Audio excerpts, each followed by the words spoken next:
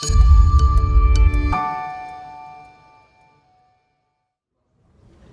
you all for coming. So this is like probably the 5th year that I'm giving one of these talks at the hackathon. And in the previous years, the topics that I've talked on have been kind of very, timely, in the sense that, like in 2015, I gave a talk about Bitcoin, and at the time the price of Bitcoin was $240. So those people that came and listened to that talk and became aware of Bitcoin, hopefully they, did okay. And then in 2016, I gave another talk. It was about Ethereum, and at that time, the Ethereum price was $10. So currently, it's like, I don't know, about 150 or something like that. And we thought Ethereum was, gone up a lot because it was, $1 just like 6 months before that. But then in 2017, I did a talk on blockchain technologies and how these different projects are going to be using blockchain technologies to create lots of decentralized applications.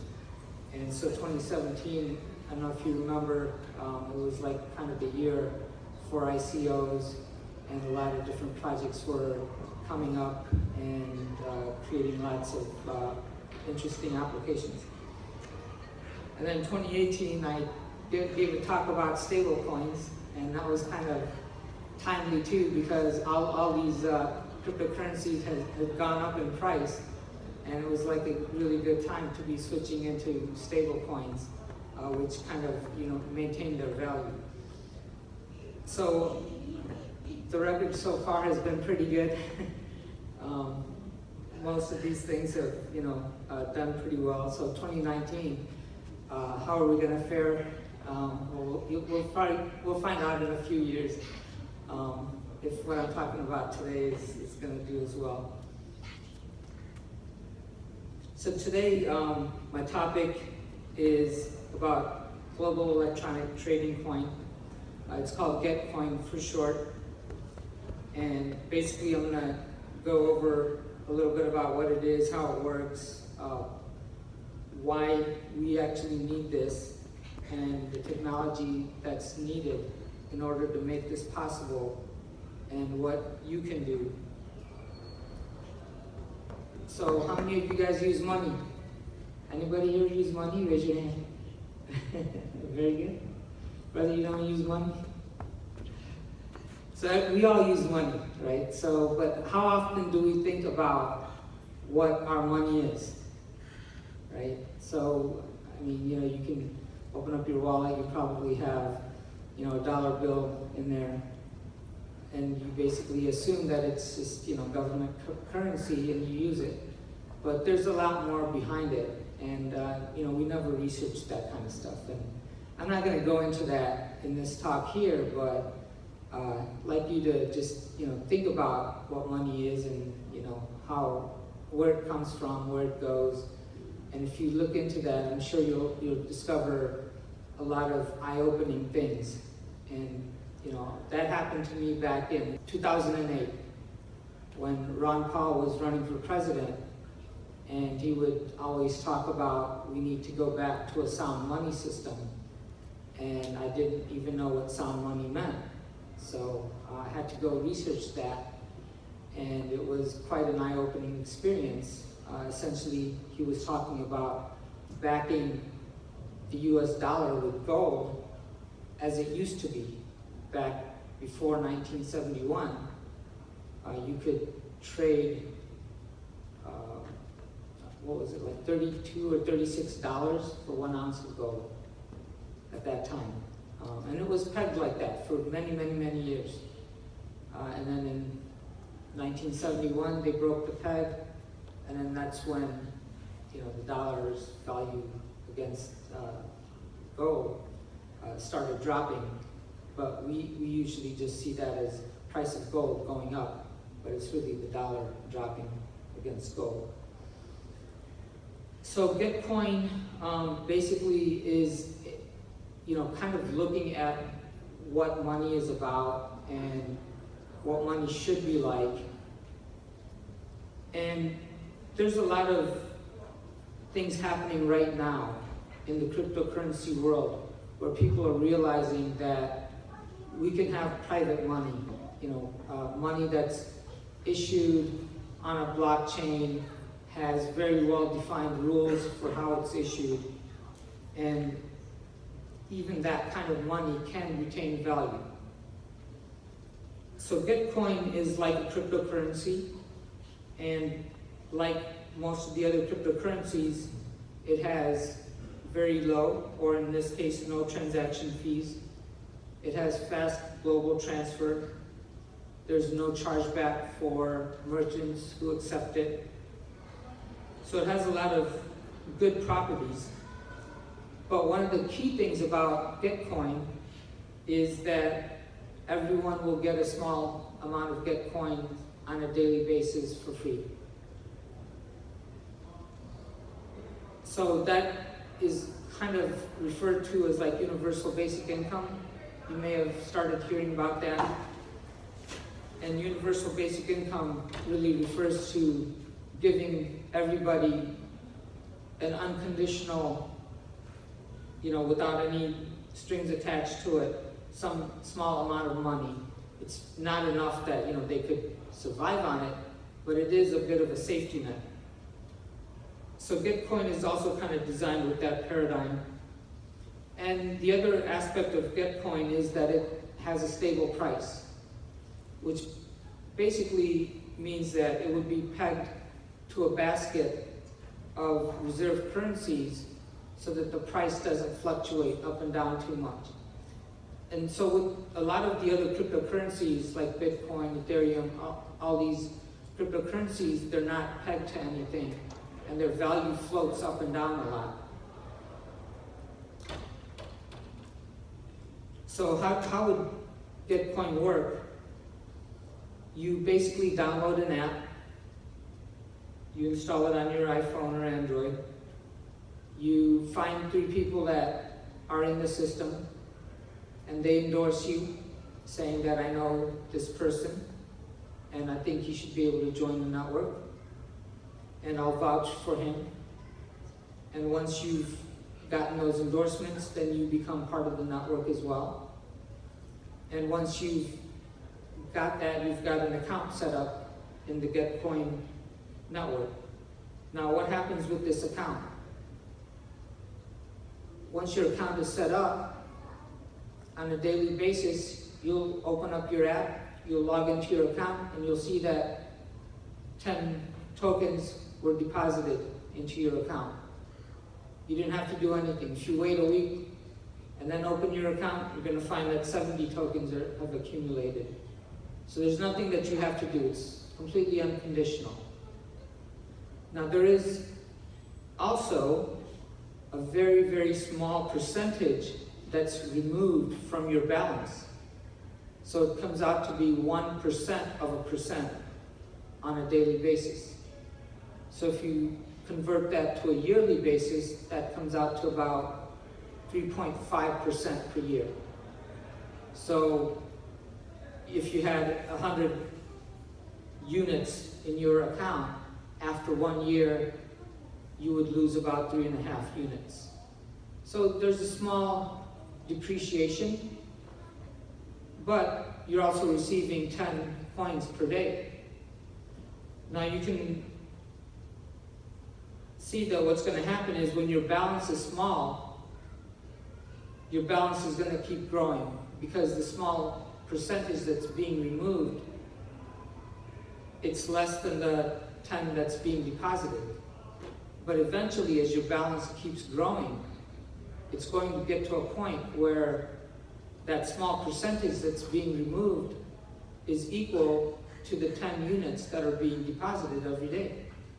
So you're going to hit some point where it reaches an equilibrium and the amount being deposited is the same as the amount being taken out. So if you look at a graph of what that would look like, if your balance started out with 0, in about 20 years, with you receiving just even 10 tokens a day, your account is going to grow to 50,000 tokens in about 20 years. And after 40 years, it'll be about 75,000 tokens and so forth. But it'll never get past like 100,000 tokens if you just leave that account alone. Now, of course, you're gonna probably be using that account, spending from it, or maybe selling things and receiving these tokens. So your account would normally look like that. Now, if you had a lot more than 100,000 in there, what's gonna happen is your account balance will steadily decrease. Not a lot, it'll just decrease by about 3.5% per year until it, eventually gets to an equilibrium amount. So you can see that every account, if you left it alone, is going to reach about 100,000 tokens in it.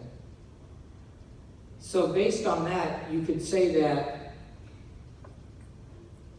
the total supply of tokens in the economy is proportional to how many people there are in the economy. And the total supply of tokens out there is basically going to be like 100,000 times the number of people in your economy. Now, if more people come and join your economy, well, the amount of tokens in your economy is going to continue to grow. If a lot of people leave from your economy, then the amount of tokens will decrease. And so now you have a very, rule-based system for how to increase and decrease the money supply, such that the amount of money in the system is proportional to the people in the system. And you don't have to sit there taking any consensus or anything like that, or do any other kind of, look at any kind of economic parameters to try to adjust and control the money supply. Are you guys familiar with the Federal Reserve? Ever heard of the Federal Reserve? Do you guys know what the Federal Reserve's job is? Their job is basically to try to control the money supply so that we don't have inflation or we don't have deflation. But their other job is to also maximize employment. Now they're headed for a scenario where it's impossible to do that job. Because why? The world is getting more and more automated, and people are losing jobs systemically, meaning that there's no other jobs coming up behind that for these people to train into. And so they're not going to be able to keep maximal employment while at the same time keeping stable prices. So they can do one or the other. And even at that, the Federal Reserve has a consistent inflation rate of about 2.5% per year. So what that means is if you deposit your money in a bank and you leave it there, after about 30 years, your money has lost half its value. Another 30 years, it's lost half of that, so it's like probably 1/4, and so forth. So, if you had $1,000 in 1970, you put it in the bank and you go and pull that out now. Back in 1970, you might have been able to do quite a bit with that. But now you take that out, $1,000 is, maybe you could pay your rent for a month or two. So it's not that much. So you're, without you even noticing it, you are losing your money if all you do is just leave your money sitting. Now, with the GetCoin system, you see exactly what you're losing. If we set the parameters so that it's 1% of a percent per day, which ends up being about 3.5%, you actually see that being deducted from your account every day. And you receive money as well, so you have what's called universal basic income, and you combine it with a property of money where the money decays, which is referred to as demortgage.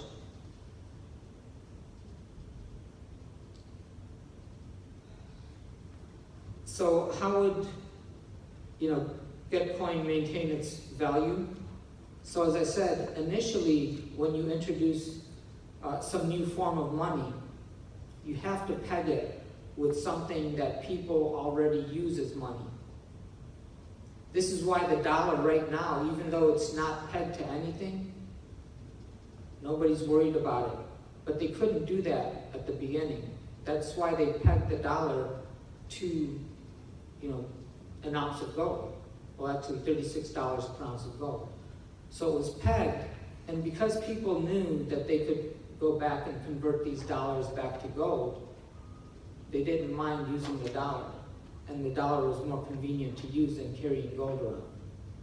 And so whenever you introduce some new form of money, you have to peg it back to something that people are used to using as money. So with Bitcoin, it would be pegged to a basket of reserve currencies.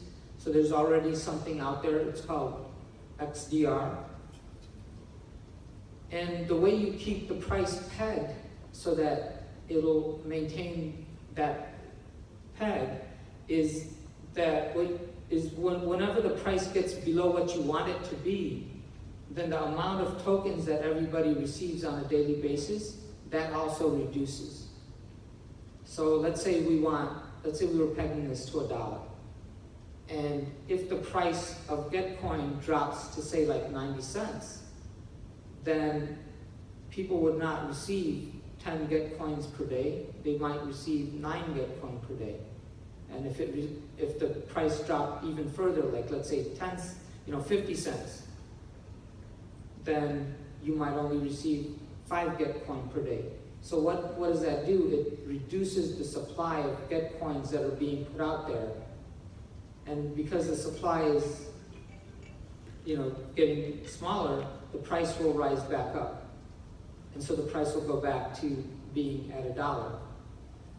And if the price gets above $1, well, then you give more Bitcoins per day. So instead of the usual 10, you might give 12 Bitcoins per day. And the supply increases, that brings the price back down. So after a while, people come to realize that, this price is going to stay pegged to the dollar. And they start being able to use that Bitcoin currency and treating it as if it's $1, but there's nobody saying that, give me your Bitcoin, I'll give you $1 necessarily. Nobody is giving you any promise like that. But the dynamics of the system are set up so that Bitcoin will be pegged to $1, or in this case, actually XDR. And after the network gets big enough, then you don't need to keep that peg. Once, let's say there's, 100 million people, 1 billion people using Bitcoin, you don't need to keep that peg anymore. You can drop the peg. And Bitcoin is itself inherently stable because the amount of Bitcoin in circulation is proportional to the number of people that are out there. And so the rest of these currencies will now move up or down independently. And you'll be able to finally have a way to measure what's really going on with these currencies. So would Bitcoin be something that's usable? Would merchants want to accept Bitcoin? Why would they? So some of the things that, Bitcoin has going for it is that it has no transaction fees. So if any of you have a business, and if you accept MasterCard or Visa, you know that as a merchant, you're paying anywhere from 2 to 5% in transaction fees on every transaction that comes through MasterCard or Visa. Well, imagine a scenario where you don't have to pay any transaction fees at all. The other thing that happens to merchants is there's chargebacks, which means that if somebody use the credit card, but then later on report to their bank or to the Visa that, hey, I didn't intend to use this card here. Well, MasterCard or Visa just like takes the money back out of your account and gives it back to the person, and so you get hit with the chargeback. So there's no chargebacks in these kind of cryptocurrencies. It's almost like cash, you know, it's like a cash deal. I mean, if you want to get your money back, you negotiate with the merchant. You don't just go tell MasterCard or Visa and then they just like, you know, just put their hand in and reverse the transaction. The other thing is this has instant settlement. So sometimes you have to wait a day or two before the money gets deposited into your account with MasterCard or Visa. Well, this, like I said, it's like cash, so it's immediately in your account.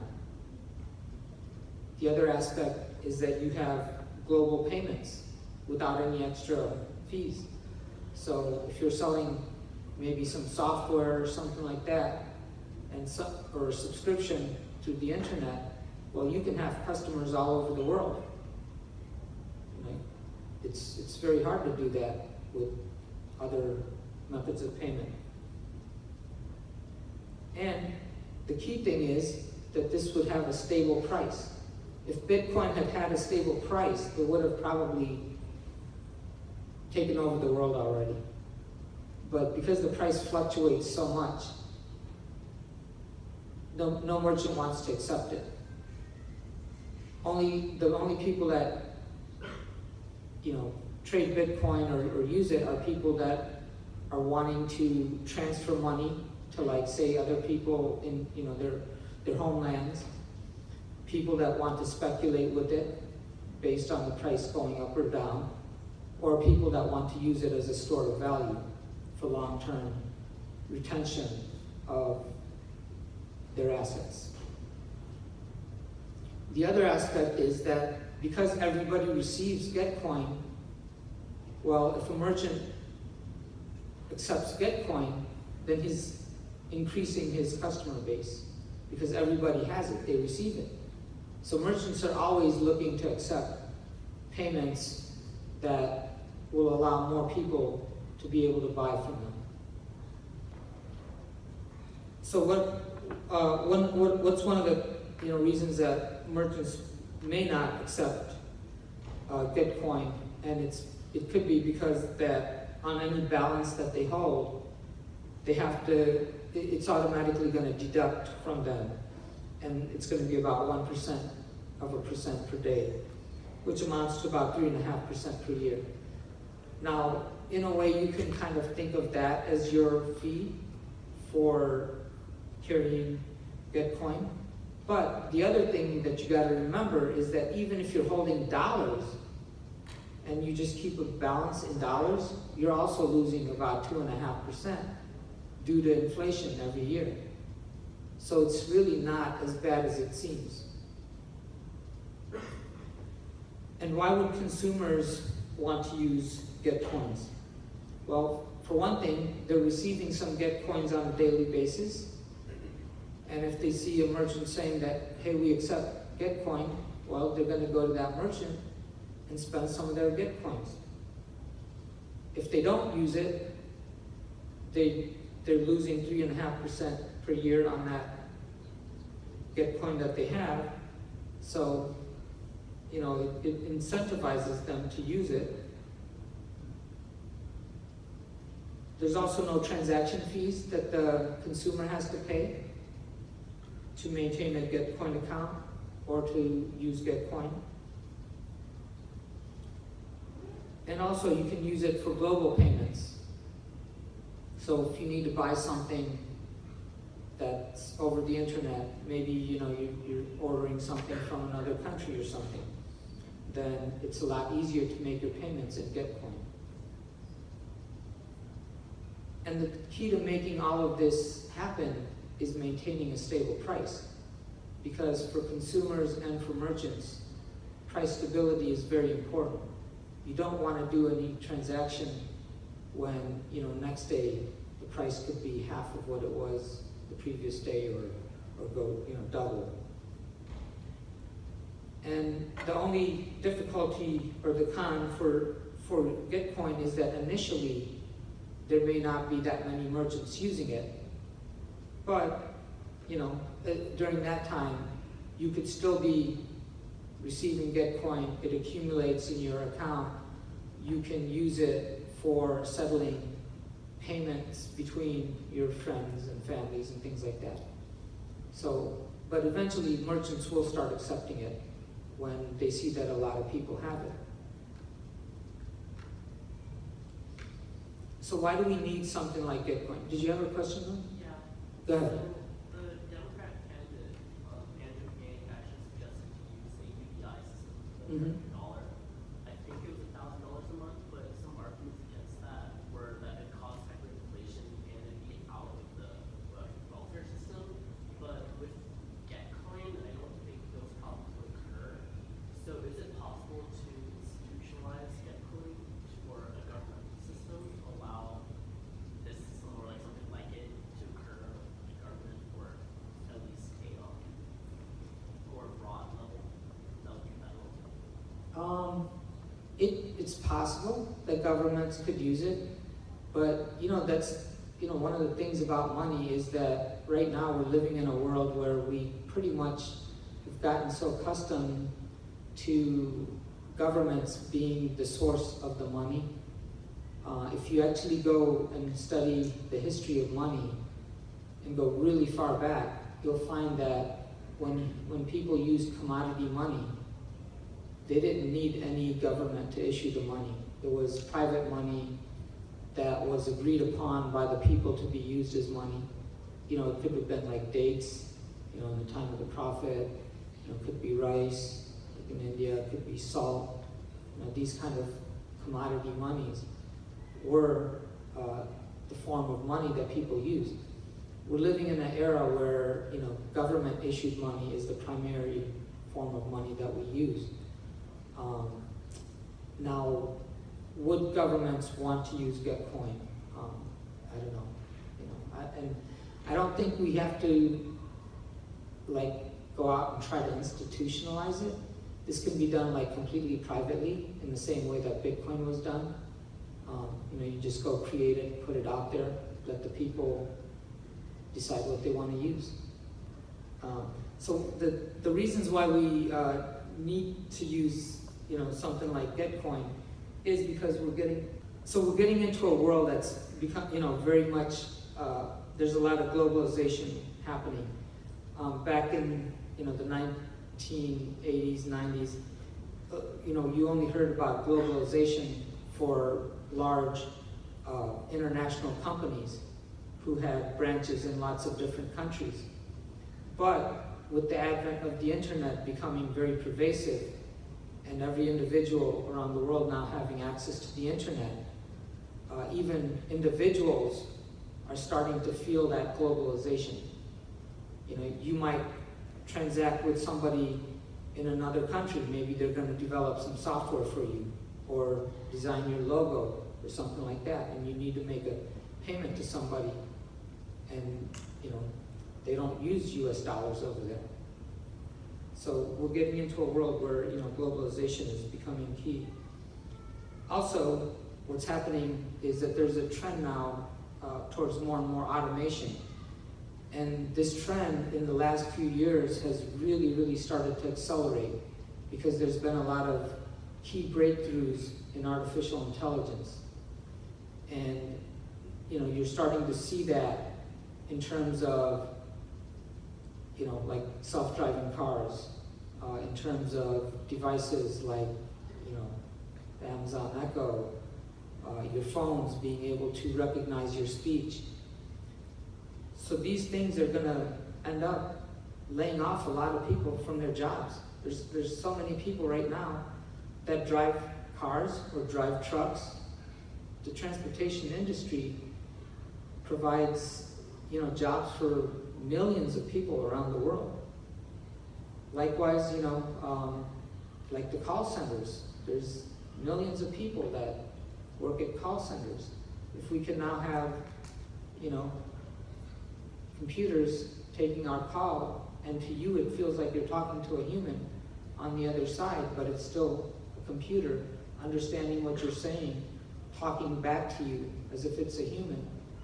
That's going to replace a lot of jobs.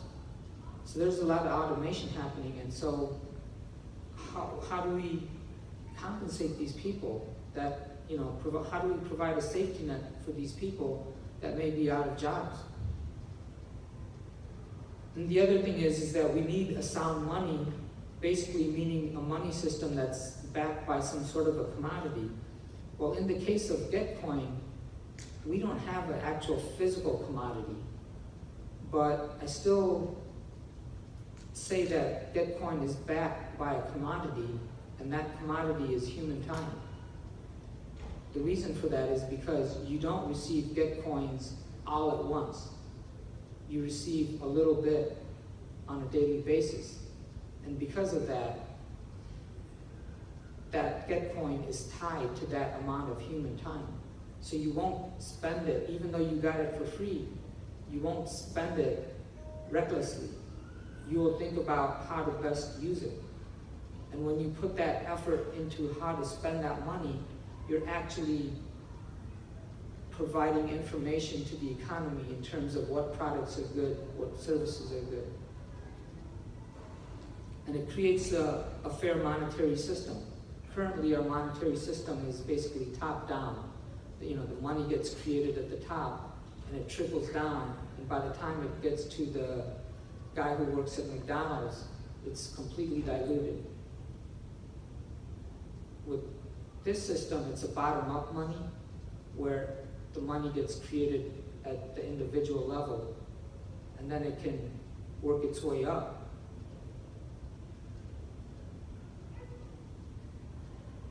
So I'm not the only ones saying that we need, that these are key issues, the globalization, automation, and that we need to go to sound money. Back in 1988, The Economist magazine published an article called Get Ready for a World Currency. And in that article, it said that by 2018, the world will start to see a global currency starting to take shape.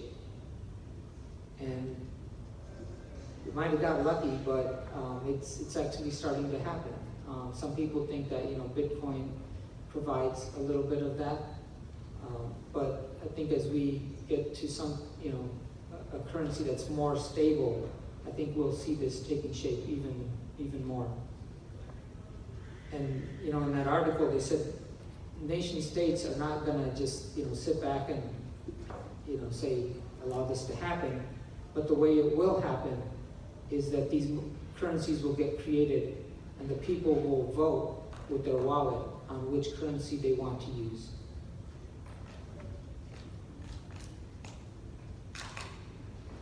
And as you mentioned, automation is one of the key things that's driving Andrew Yang to say that we need to have $1,000 a month basic income for every U.S. citizen in America. Now, he recognizes that if we don't do that soon enough, we're going to have some very serious problems. We've been hearing about automation coming, and it's kind of been like that story about the boy and the wolf. People have been saying this, and then it doesn't happen. People said like, oh, AI is gonna, put us all out of jobs. They've been saying that since the 1960s and 70s. Well, it didn't happen. Actually, more jobs got created as, computers became more pervasive. But it's been a thing that now people have sort of started to become complacent about this. And they don't recognize that this time it's for real. This is really going to be a huge problem if we don't do something about it soon.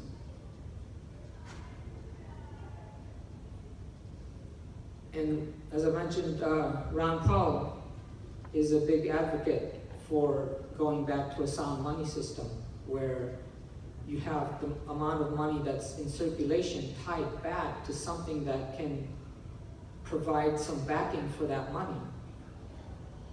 And, you know, he advocates sound money, but sound money really means backing it with gold. But if you really think through this, it really, I don't know if we can really go back to that anymore. I don't know if we have the gold to be able to back all the money that we have in the world right now. So backing it with something like human time makes it very flexible and adjustable, and still provides a way of doing sound money.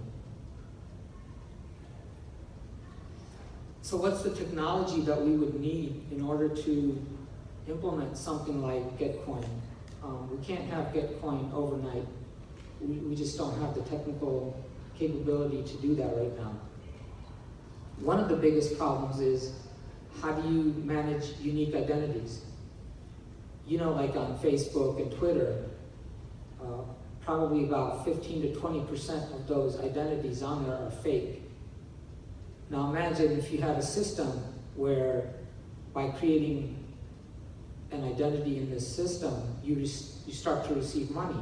Well, obviously there's going to be a lot of people that want to create fake accounts and get more money than everybody else. So that's a really tough problem, and we've been thinking for several years now on how to solve that problem. And we have a system that we call Globalville. It's based on a web of trust, which basically means that people need to endorse other people and show that they trust a particular individual to be able to join the system. It's also based on game theory, and game theory is essentially about people trying to do what's best for them without thinking about the consequences or the ethics of what they're doing. So you have to structure your system with rewards and penalties so that if you play by the rules of the system, you're rewarded, and if you break the rules, the penalties will be significant so that you're not inclined to go against the system. The other big challenge is the whole scalability issue. Now, if you imagine if there was billions of people using this system, right now, I don't know of any system out there, not like even Facebook, probably, well, maybe they're up to 1 billion users, but they certainly don't have every single person in the world on their platform. So imagine a system like Getcoin, and if it had, just every individual in the world was on that platform, how are you going to handle that kind of volume and be able to process millions of transactions per second? So we're currently building some of that technology. It's a project called Shardus. So Shardus is building a distributed ledger in order to be able to provide global scale decentralized applications such as Globalville. And one of the things that we realized is that it's going to need to have sharding at its core. So sharding is a technology that's used in the database world. It allows you to scale your systems and make maximum use of every computer that's providing the resources. And it's going to have to be a blockless system, unlike the blockchain-based systems that we currently have.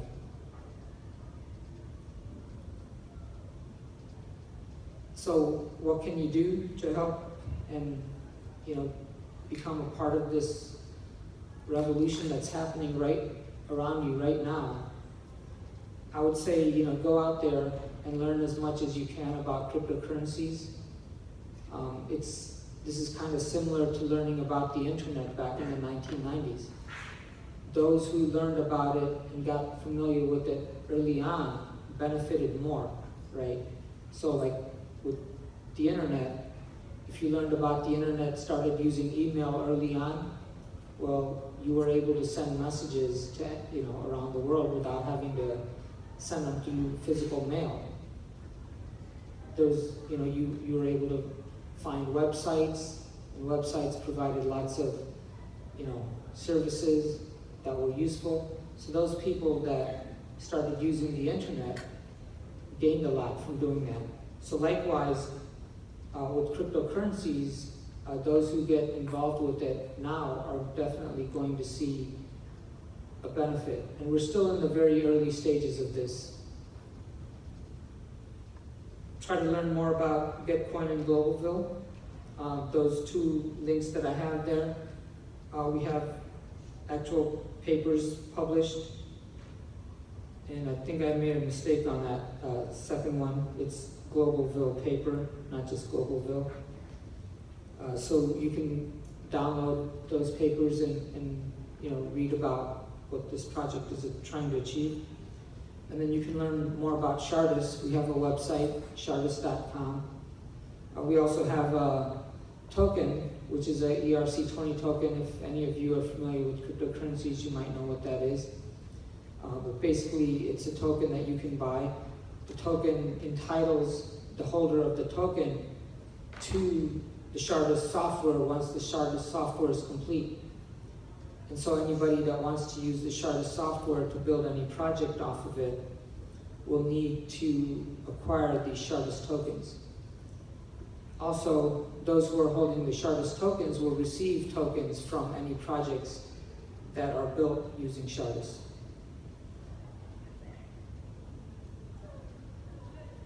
So, as I mentioned, you can visit the website. My email is omar@shardus.com if you have any questions beyond what I can answer for you today.